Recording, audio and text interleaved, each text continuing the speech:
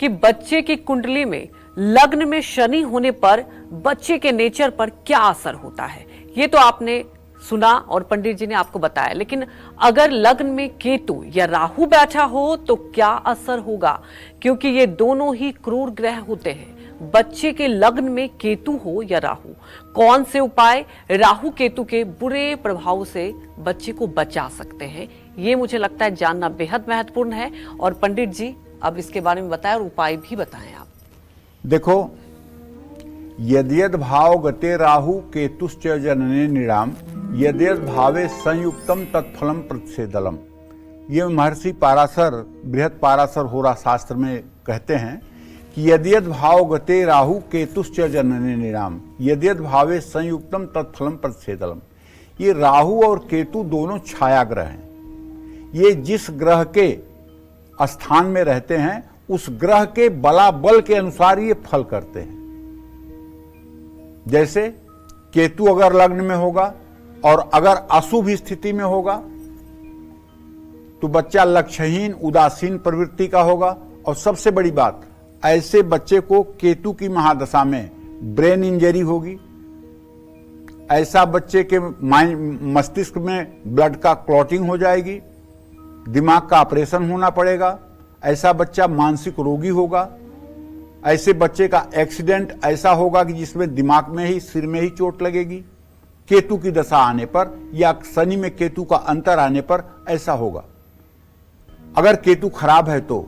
लेकिन यदि केतु शुभग्रहों से युत है, शुभग्रह से दृष्ट है, या केतु की स्थिति वृश्चिक या धनु राशि में है तो ऐसा नहीं होगा, पक्की बात है। क्योंकि अगर केतु उच्च का हो गया तो ऐसा नहीं होगा। राहु लग्न में अगर अशुभ स्थिति में है,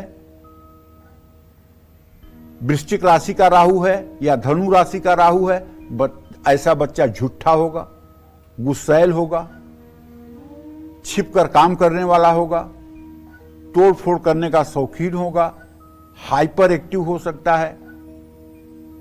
और ऐसे बच्चे जब चलते हैं तो उनके पैर से खिस खिस की आवाज निकलती है।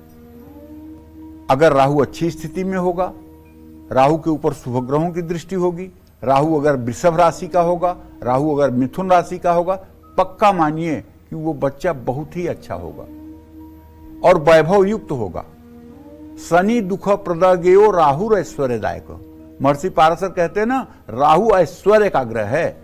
जिसकी कुंडली में राहु बहुत अच्छी स्थिति में ना हो उसको ऐश्वर्य मिल नहीं सकता।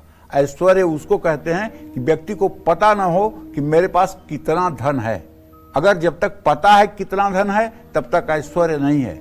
जब पता ना हो कि मेरे पास कितना धन है तब वो ऐश्वर्य कहलाता है।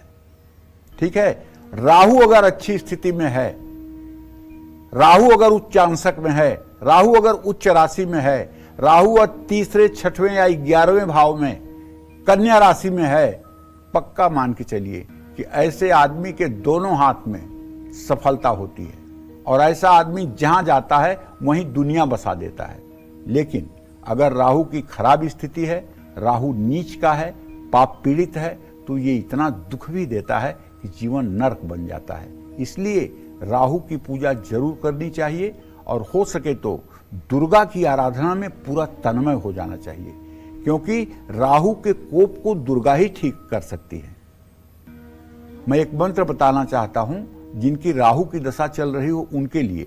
दुर्गे स्मृता हरसि भीतिमसे सजंतौ स्वस्थ स्मृता मतिमति वसुभान ददासी दारिद्र दुख भय हारणिका तो धन्या सर्वोपकार करणाय सदार्थ चित्ता। 108 बार सुबह शाम इस मंत्र को करना शुरू कर दीजिए और परिणाम 6 महीने में आप देख लीजिए। राहु का यदि अशुभ प्रभाव आपके जीवन से न समाप्त हो तो आप कहिएगा। और भगवती दुर्गा को संपूर्ण रूप से आप अपनी शरणागति दे दीजिए। मैं पूर्ण रूप से शरणागत हूं मां, अब मेरी रक्षा करो, ये भाव आपके मन में आ जाना चाहिए। जय मां विंध्यवासिनी।